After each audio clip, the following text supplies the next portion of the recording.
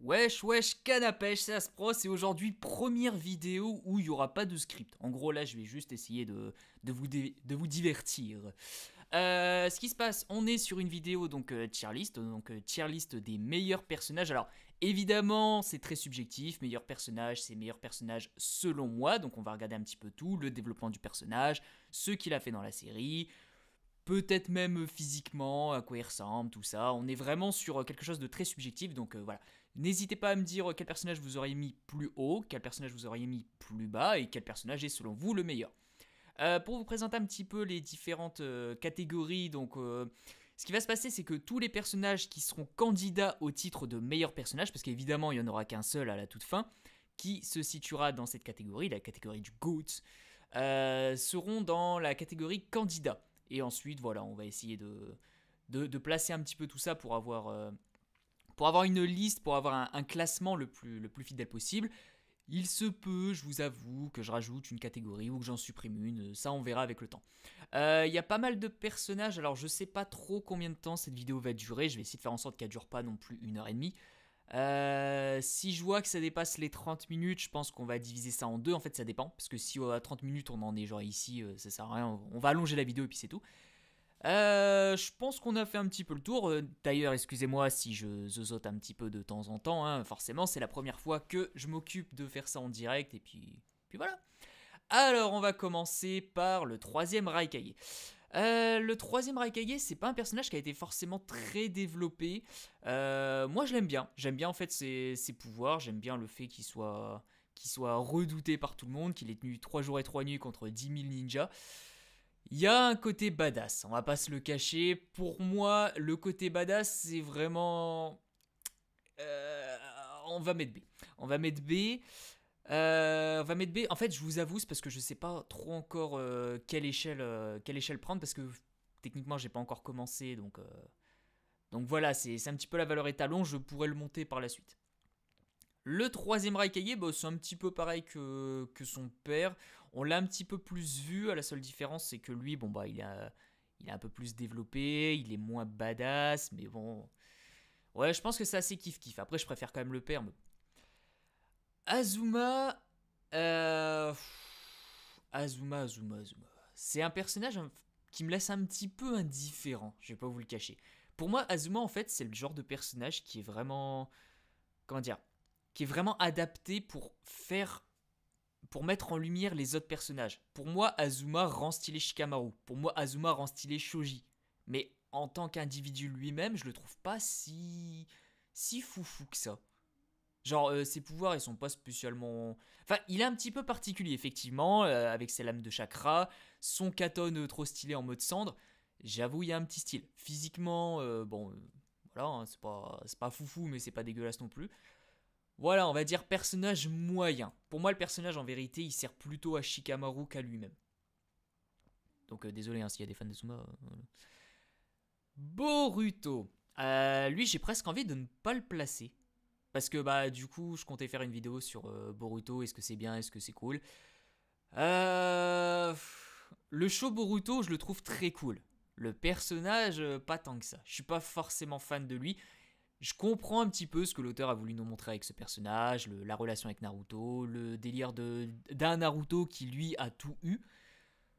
Bon, c'est un personnage qui. En fait, dans Boruto, il y a tellement de personnages stylés que c'est difficile de se dire, ouais, Boruto, quoi. Boruto, il est stylé. Je vais le placer dans la catégorie D. Je vais peut-être revenir sur lui à la toute fin pour voir un petit peu j'ai placé où les autres personnages et puis on verra.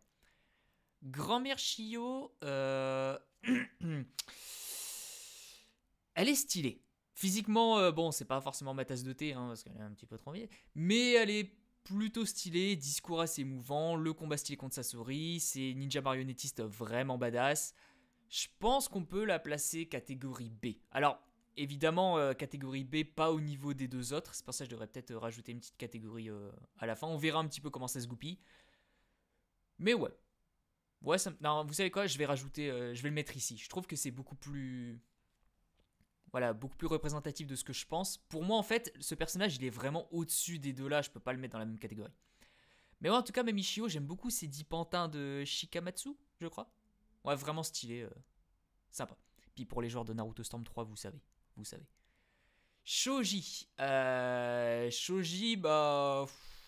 Ouais, on va dire un petit peu au-dessus d'Azuma, parce que Shoji, c'est quand même un personnage qui, malgré tout, malgré son apparence et malgré le fait qu'il était juste présenté comme le gros, c'est un personnage qui a été cool. Genre, jusqu'à l'arc Sasuke, il était pas très bon.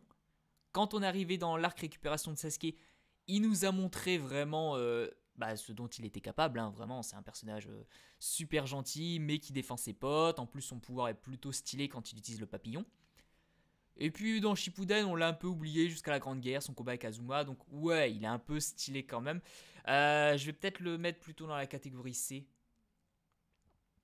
Parce que là, du coup, c'est un petit peu le même problème. Non, vous savez quoi, je vais rajouter une catégorie vite fait. On va dire la catégorie entre deux. On va dire BC, voilà. Ce sera vraiment la catégorie entre les deux. Parce que ouais, du coup, je pense que Shoji mérite d'être au-dessus Azuma. Parce qu'en fait, Shoji, comme je disais avec Azuma, Shoji, c'est un personnage qui bénéficie énormément du traitement d'Azuma. Donc, pour moi, s'il n'y avait pas eu Azuma, il aurait été plus bas. Peut-être même dans catégorie C, voire peut-être D. Mais le fait qu'à la fin, il devienne le personnage qui veut protéger ses potes, qui arrive à surmonter sa gentillesse, je trouve que c'est plutôt stylé et c'est grâce à Azuma. Danzo, alors, que Dieu me pardonne. Voilà. Danzo, malgré tout, malgré le fait que ce soit un colossal FDP, c'est un personnage qui est réussi. Parce qu'en fait, dans les animés et puis dans les œuvres en général, il y a des personnages qui sont censés être méchants, qui sont construits pour être méchants. Et Danzo, c'est totalement le cas. Danzo est un personnage qui est censé nous faire ressentir vraiment de la colère. C'est vrai que techniquement, c'est à cause de lui que l'Akatsuki a mal tourné. C'est à cause de lui que le clan Uchiwa a été supprimé. C'est à cause de lui que Sasuke a été reconnu déserteur. Quoique. Ah, j'ai un doute là d'un coup. Non, il n'a pas été reconnu déserteur, mais il y a eu. Voilà, il a accepté le fait que ça a été. Que Sasuke se fasse chasser par les autres pays, tout ça, tout ça. Danzo est un personnage qui est vraiment construit pour qu'on le déteste et ça fonctionne parce qu'on le déteste vraiment. Moi-même, je déteste ce qu'il est. Enfin, je déteste le personnage. L'écriture est très bonne. C'est un personnage voilà, qui a toujours voulu tout faire pour protéger son village avec des méthodes un peu archaïques, mais qui a quand même tout fait pour son village. Toutes les expériences qu'il a fait sur son corps, toutes les décisions un peu drastiques, c'était vraiment pour protéger Konoha. Parce que techniquement, le massacre du clan Uchiwa, c'était plutôt une bonne idée. Le clan Uchiwa, il était vraiment prêt à tout détruire et il y avait une chance sur deux que Shisui utilise son Kotoa Matsukami parce que techniquement le clan Uchiwa était prêt à niquer tout le monde et lui, enfin comment dire, Danzo il n'était pas censé croire Shisui vu que Shisui c'était un Uchiwa, donc voilà, c'est des décisions qui se défendent, c'est pas un personnage qui sera forcément porté dans le cœur de tout le monde, mais bon, moi c'est un personnage que j'aime plutôt bien, j'aime bien sa construction. Darui, je pense à peu près comme le Raikage, c'est un personnage qui est, voilà, qui est plutôt sympa, ses pouvoirs sont vraiment stylés, la foudre noire j'aime beaucoup. Personnage plutôt rigolo, le fait de toujours s'excuser, le combat avec les frères or et argent, non franchement j'aime bien, c'est un bon petit personnage qui mérite sa place dans la catégorie B je pense.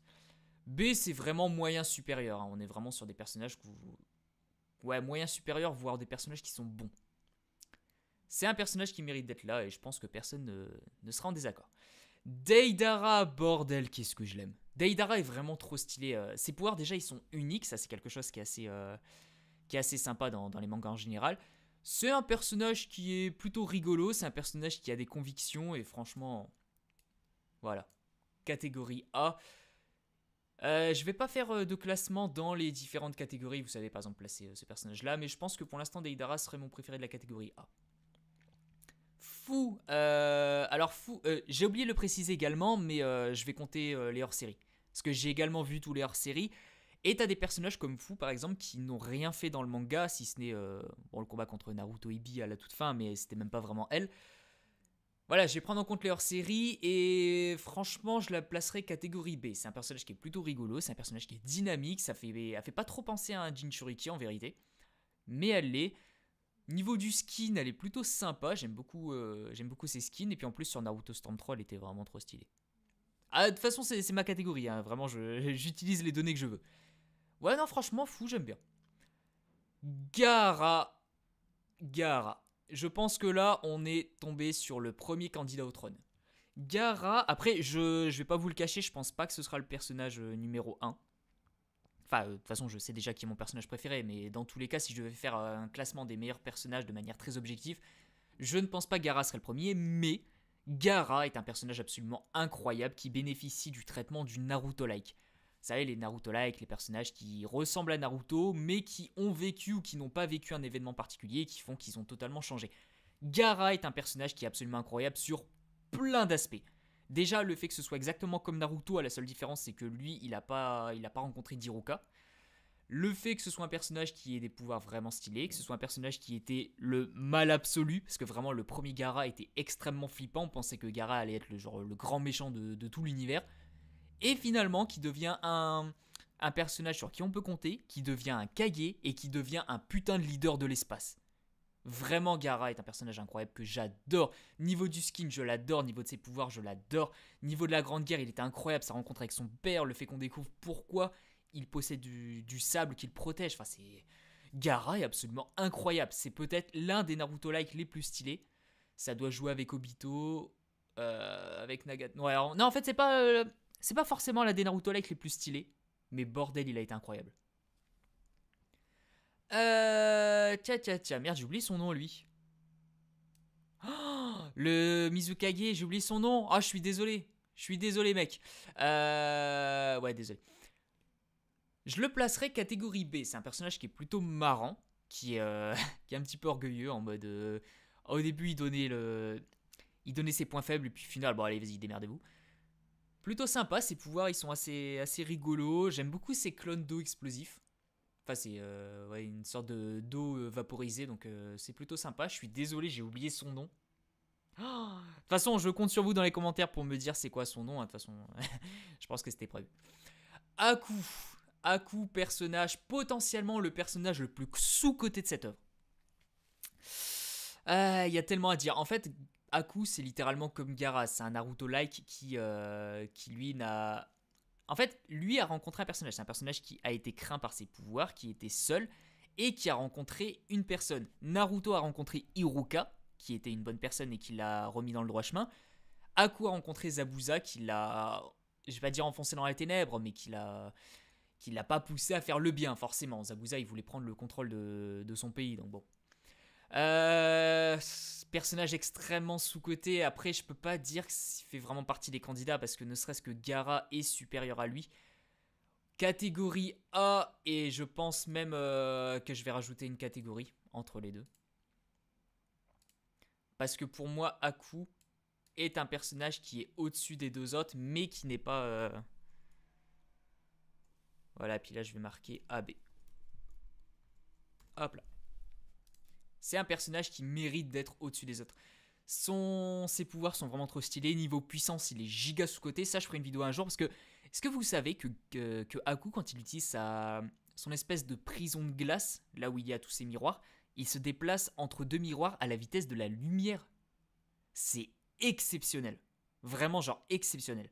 Aku est monstrueusement puissant. Il était largement plus puissant que Zabuza et c'est juste qu'il était trop gentil. Et c'est un personnage qui en plus a un skin assez stylé. La petite sœur d'Hinata. Hanabi. Hanabi, malheureusement, si je fais le résumé un petit peu de tout ce qu'elle a fait, elle a pas fait grand chose. Il y a vraiment rien. Elle a vraiment rien d'intéressant. Elle a une personnalité qui est un peu stylée, je vais pas vous le cacher, mais malheureusement qui n'a pas fait grand chose dans l'œuvre. Donc pour moi, c'est pas possible de la placer très haut. Je vais pas la placer dans la catégorie chiotte, mais catégorie D. Après, c'est presque pas fair play parce qu'on n'a rien vu d'elle, donc bon. Dans tous les cas, si je devais faire par rapport à... Enfin, de toute façon, je fais par rapport à mes préférences, pas forcément par rapport à ce qu'on a montré. Mais voilà, c'est juste... Voilà, c'est une Hinata, mais qui est un peu plus joyeuse, quoi. Donc, il n'y a pas grand-chose à dire. Anne la montagne, comme je l'appelais, parce que Anne, c'est un de mes personnages préférés sur Storm 3. Naruto Storm 3 pour les connaisseurs. C'est un personnage qui est vraiment trop cool dans les jeux, mais qui n'a absolument rien dans l'œuvre. Je peux pas le placer très haut par rapport à ça. Après, moi, je sais que je l'aime bien par rapport à Storm 3. J'aime bien son physique avec ses babouches. Voilà, catégorie C, mais si je ne comptais que Naruto Storm 3, il serait vraiment là-dedans. dans la catégorie GOAT. Hanzo de la Salamandre, personnage un petit peu comme le Raikage. Vraiment badass de par sa réputation, de par sa puissance. J'aime beaucoup le fait qu'à la fin, son combat contre Mifune, même s'il est extrêmement affaibli, il a retrouvé un petit peu les valeurs d'antan. Donc voilà. Hanzo est un personnage trop stylé qui a fait briller pas mal d'autres personnages, notamment Mifune, notamment les Sannin. Et je pense que pendant la Grande Guerre, ils auraient peut-être pu jouer un petit peu plus là-dessus. Comme je l'avais dit sur ma vidéo, comment on pourrait réparer la 4ème Grande Guerre. Je pense que Tsunade aurait dû l'affronter et ça aurait été vraiment stylé. Je pense même qu'il aurait pu être catapulté à la catégorie d'au-dessus. Et puis en plus, physiquement, c'est vrai qu'il est un peu stylé. Il me fait penser un petit peu aux premiers ennemis qu'on avait vus dans Naruto, là, pendant l'examen de Chunin, qui avaient des espèces de clones de l'ombre. Voilà, avec leur petit truc, sauf que lui, il était stylé et puissant. Hashirama Senju, je pense qu'il n'y a aucune question, il fait partie des candidats au trône. Hashirama, c'est le Naruto d'une autre époque. Personnage vraiment badass, vraiment stylé. Il n'y a pas grand chose à dire sur Hashirama, si ce n'est que c'est juste le mal alpha ultime. Le mec, j'arrête pas de donner cet exemple, mais Madara, éternellement Geku Sharingan, le ninja le plus fort de son époque, avec Kyuubi, recouvert d'un Susanoo parfait, a affronté Hashirama. Hashirama a vu ça, et il a souri. Il a souri en mode « Ah, Madara! Ah, grand fou! Ah, allez, vas-y, viens, on va se taper !» Ce mec, c'est un giga mal alpha de l'espace. Il avait capturé tous les bijoux, il les a distribués. C'est le mec qui a créé une certaine paix, une certaine stabilité dans un monde en guerre. Ce mec a été le précurseur de tout. Ses pouvoirs, je vais pas vous le cacher, moi, je les trouve pas forcément trop stylés. J'aime bien Bouddha, mais... voilà, le bois, c'est pas forcément un élément qui est badass. Mais Hashirama est tellement puissant qu'il arrive à tout rendre badass. C'est un personnage qui était tellement stylé, tellement confiant en lui qu'il a donné des bijoux aux autres en mode tenez, voilà. En plus, c'est vrai que Hashirama est le précurseur un petit peu de ce type d'écriture en mode on calque ce qui se passe dans Naruto au monde réel. Parce que bon, évidemment, les bijoux, si vous n'avez pas compris, c'est l'équivalent des bombes nucléaires dans le monde. C'est des pouvoirs et des contre-pouvoirs. C'est un petit peu comme là actuellement, voilà, la Russie qui dit gna gna, moi j'ai la bombe nucléaire, je peux tous vous niquer. Et les États-Unis qui sont en mode ouais, mais moi j'en ai une plus grosse. Bombe bijou. Du coup, voilà, Hashirama c'est un personnage qui mérite sa place de candidat. Je pense pas que ce sera vraiment le personnage que je placerai tout en haut, mais c'est un personnage qui est extrêmement cool, qui m'aura fait rêver. Et en plus qui est trop stylé. Physiquement, mentalement, et qui est très drôle. Idan, un peu difficile à placer Idan, je vais pas vous le cacher. C'est un personnage qui est un peu rigolo, parce que dans l'Akatsuki, c'est vrai qu'on a tendance à avoir des persos un peu sérieux qui ont une présence un peu pesante. Idan, c'est un personnage qui est assez rigolo, qui a des pouvoirs un peu particuliers. Je pense pas que je puisse le placer là. Je pense que je vais le placer là. Voilà, si le personnage avait été un peu plus développé en termes de pouvoir, parce que j'ai lu quelque part que Kishimoto, il avait oublié, enfin, pas spécialement oublié, mais qu'il n'avait pas totalement donné tous les pouvoirs qu'il voulait donner à Idan.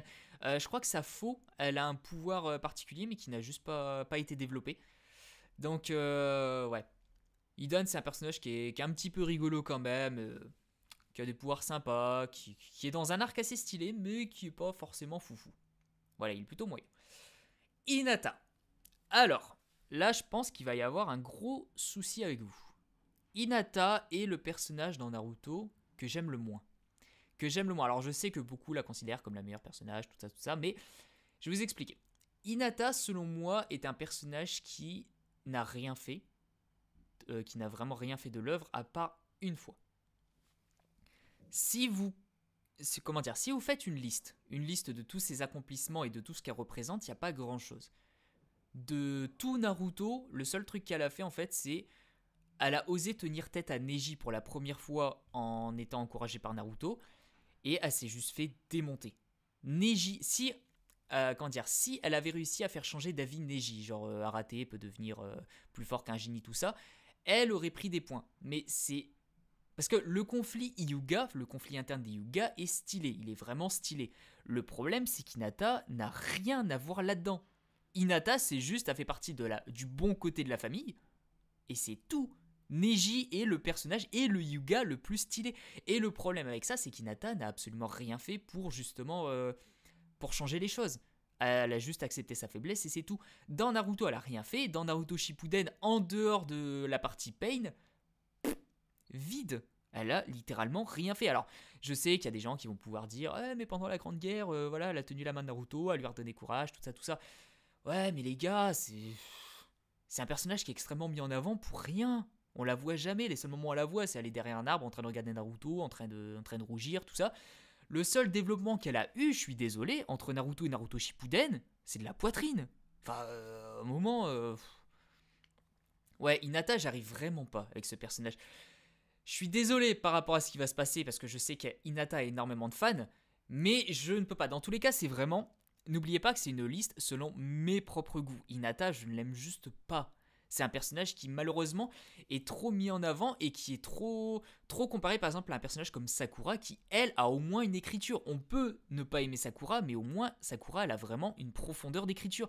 Hinata n'a absolument rien, c'est juste la Hyuga gentille. Alors bien sûr là j'entends dans les commentaires déjà des gens qui vont me faire une analyse sur Hinata.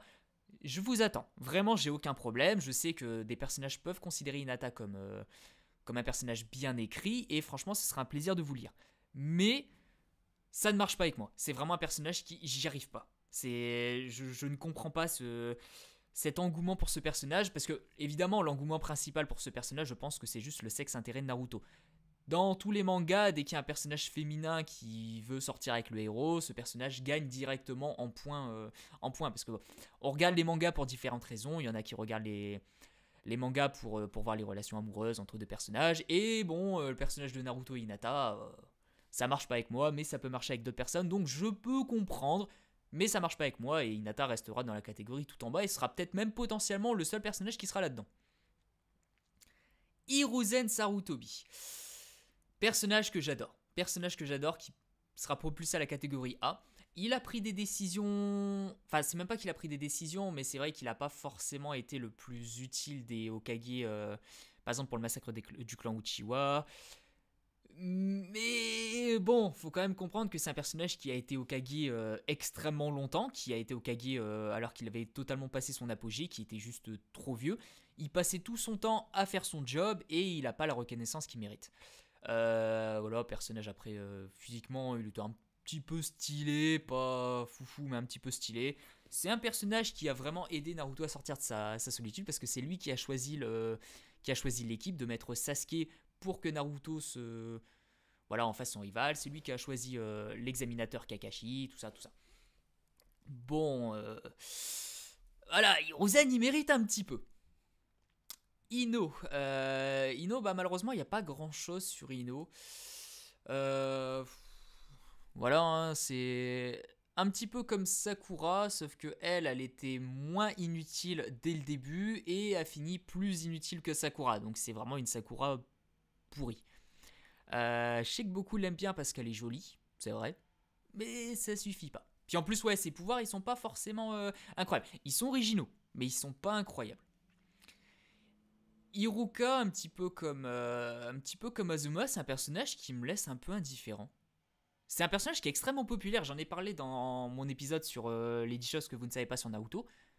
Mais c'est un personnage qui me rend un peu indifférent. Je suis pas forcément fan d'Iruka, je comprends un petit peu le délire du grand frère qui a aidé Naruto justement à à ne pas sombrer dans la folie.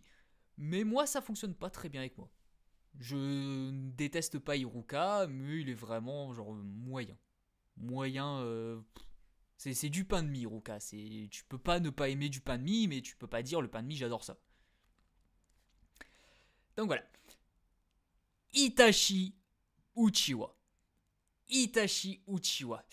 Ça va surprendre beaucoup de monde, mais Itachi Uchiwa, il sera ici.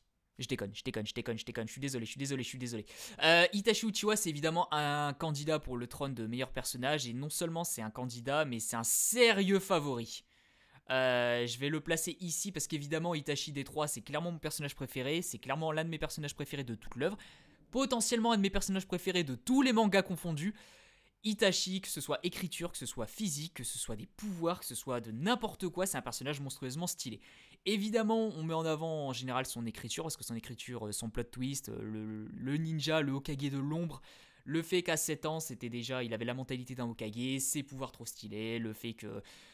Il y a beaucoup trop de choses qui font qu'Itachi est un personnage beaucoup trop stylé, et je pense que beaucoup d'entre vous le considèrent comme étant l'un des sérieux favoris au titre de meilleur personnage. Franchement, ça va être dur, parce que Itachi Uchiwa, waouh. Je sais que dans mes vidéos, j'ai fait quand même pas mal de vidéos sur Itachi, et j'ai tendance à dire qu'Itachi n'était pas forcément le plus fort. Je considère Itachi qui n'est pas forcément le plus fort de l'œuvre, parce que voilà, c'est vrai, objectivement c'est vrai, mais ça n'empêche que c'est un personnage que j'adore. En termes d'écriture, c'est potentiellement l'un des meilleurs personnages les mieux écrits. Pas le mieux écrit, parce qu'en fait, vous allez le voir quand je vais parler de Sasuke, je trouve qu'Itachi, le développement d'Itachi sert énormément au personnage de Sasuke, mais en même temps, c'est un petit peu ça. Exactement comme Azuma, le développement d'Itachi sert énormément à d'autres personnages, notamment à Sasuke, mais ça n'empêche qu'en termes en individualité, Itachi est absolument incroyable. J'adore Itachi dans tout ce qu'il est, dans tout ce qu'il représente. Et on a là vraiment un énorme favori. Jiraiya, bah exactement comme Itachi, là, on est sur deux personnages que j'aime à peu près autant l'un que l'autre, une petite préférence pour Itachi quand même. Mais Jiraiya, waouh. Jiraiya, en fait, c'est un personnage dans la partie Oji Naruto, j'étais pas forcément un gros fan. C'était un personnage que j'aimais bien, qui me faisait rire, mais qui était pas forcément un personnage où je me serais dit, tiens, lui, ça va devenir mon personnage préféré. Jiraiya dans l'arc Pain, waouh, il a chamboulé tout mon classement de mes personnages préférés.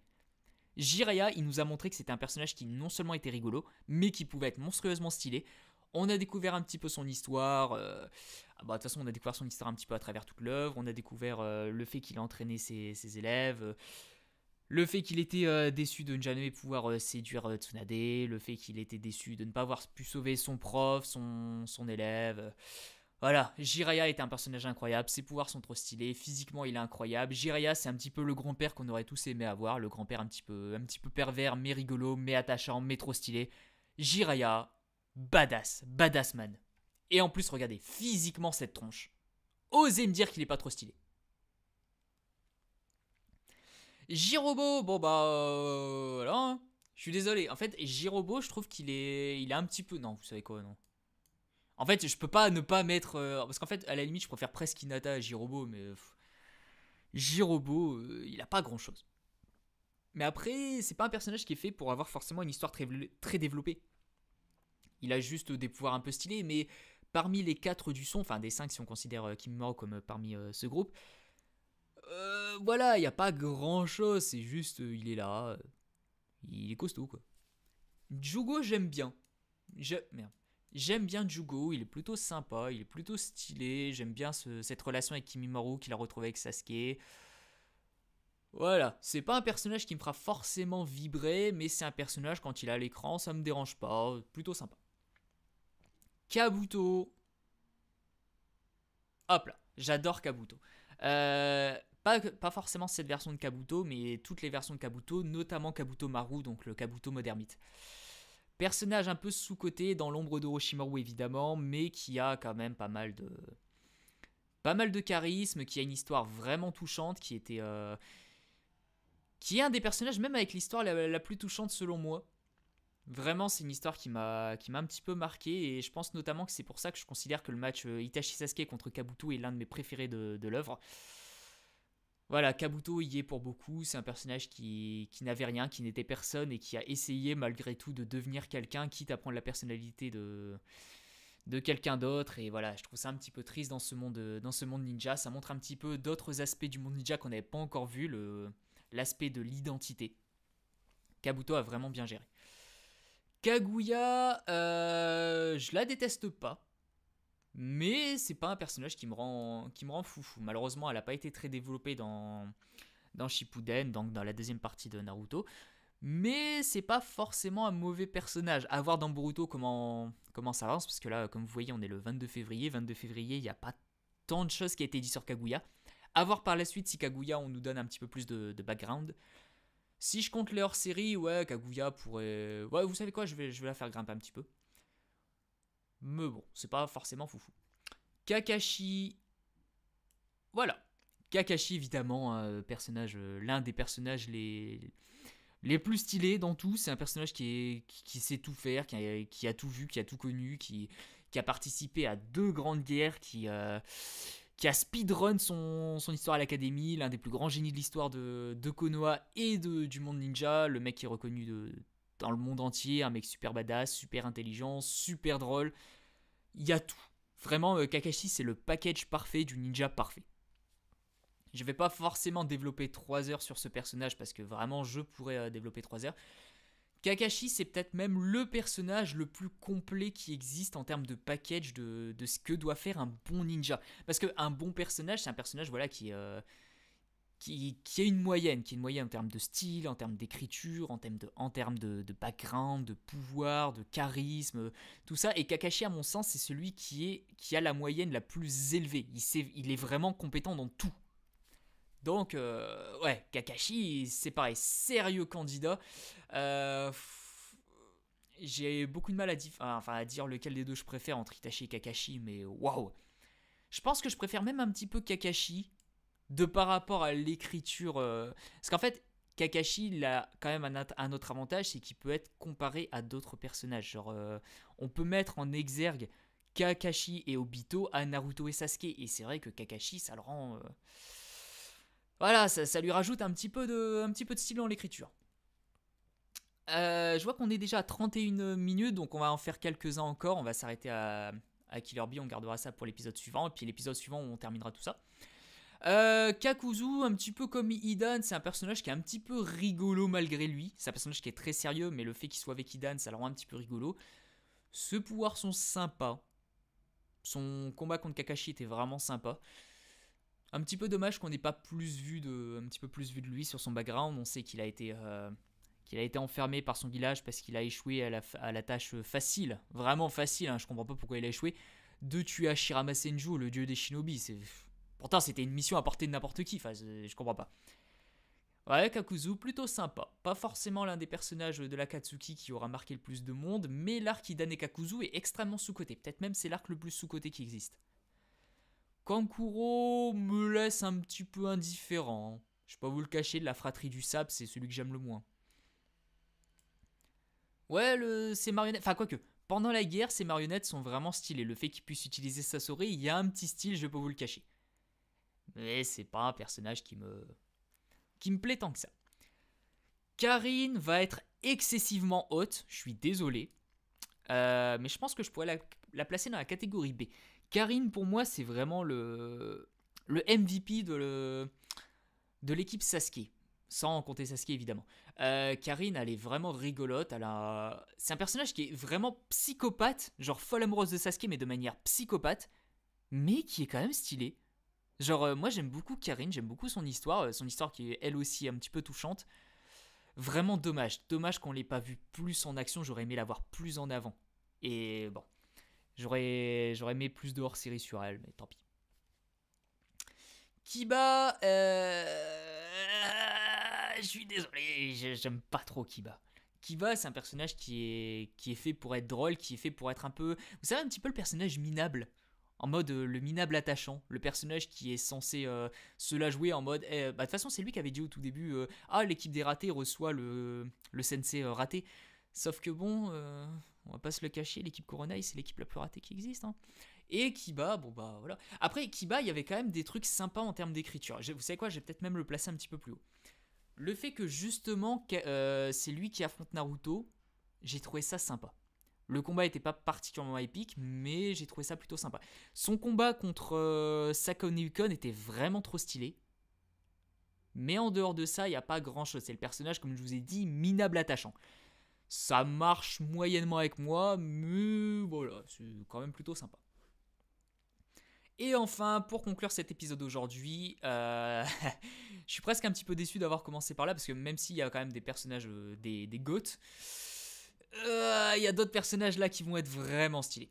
Alors, Kidomaru Spider-Man, Jirobo est très mauvais. Je pense que Kidomaru, voilà, je le préfère. J'ai bien aimé ce combat contre Neji. Des pouvoirs extrêmement originaux, un physique très très atypique. Ouais, Non, franchement, Kidomaru, plutôt sympa. Je peux pas dire que c'est un personnage incroyable, mais c'est un personnage qui est un bon méchant. Parce qu'en fait, c'est des méchants, on va dire, de transition. Dans l'arc Sasuke, le grand méchant, c'était Sasuke. Mais il fallait des méchants un petit peu plus cool, un petit peu plus léger, et Kidomaru remplit ce rôle parfaitement. Si je compte les hors-série, on a vu un petit hors-série où il y a un match revanche avec ceux qui l'ont vaincu ceux qui ont vaincu les 4 du son dans l'arc récupération de Sasuke. Plutôt sympa, ouais, Kidomaru, je pense qu'il est plutôt bien placé ici. Donc voilà, je pense avoir fait le tour pour cet épisode. Prochain épisode, même si ça dure plus de 30 minutes, on fera ça. Je vais essayer de le faire rapidement. Comme ça, vous aurez les 2 épisodes assez proches en termes de place. Je vais sûrement l'enregistrer demain matin. Comme ça, vous l'aurez le jour d'après. Comme ça, voilà, vous l'aurez le lendemain. Si vous l'avez pas le lendemain, je suis vraiment désolé. En tout cas, voilà, c'était plutôt sympa à faire. C'est assez équilibré, je trouve. Il n'y a pas une catégorie qui a beaucoup plus que les autres. Bon, bah, il y a un personnage de plus par rapport à B. Mais voilà, c'est plutôt équilibré. On voit vraiment qui sont mes personnages préférés. Parce que, voilà, c'est un petit peu le but de cette tier list. Hein, c'est de montrer un petit peu mes personnages préférés. Je pense que pour l'instant, je ne surprends personne. Si ce n'est peut-être avec Hinata. Peut-être que ça surprend un petit peu, mais bon, tant pis. Prochaine fois, ouais, j'ai hâte parce qu'il y a des personnages qui sont vraiment trop cool. Vraiment trop cool, notamment un personnage. Même si vous savez évidemment qui sera la catégorie GOAT. Tant pis. Merci beaucoup d'avoir suivi cette vidéo. J'espère que le format vous plaît. Dans tous les cas, je vous prépare la deuxième vidéo, donc la deuxième et dernière partie dès demain matin. Comme ça, vous aurez ces 2 vidéos avec un jour d'intervalle. N'hésitez pas à me dire du coup parmi ces personnages qui vous aurez placé plus haut ou plus bas. N'hésitez pas à me dire si les formats tier list vous plaît, comme ça on pourra en faire d'autres. Parce que dans tous les cas, c'est des vidéos vraiment faciles à faire et qui, pour moi, je trouve que c'est plutôt intéressant. Là, on va être sur un petit peu moins de 40 minutes de vidéo. Donc, est-ce que cette longueur vous plaît ou vous préférez des vidéos plus longues ? À vous de voir. En attendant, je vous dis merci beaucoup d'avoir suivi cette vidéo. Des bisous les gens. Et puis on se retrouve très bientôt, notamment dimanche pour la vidéo. Si vous êtes arrivé jusque là, je peux vous donner une petite exclue, ce sera Neji contre Lee, toutes les formes. Voilà, à dimanche les enfants, à bientôt donc, pour cette vidéo. Des bisous.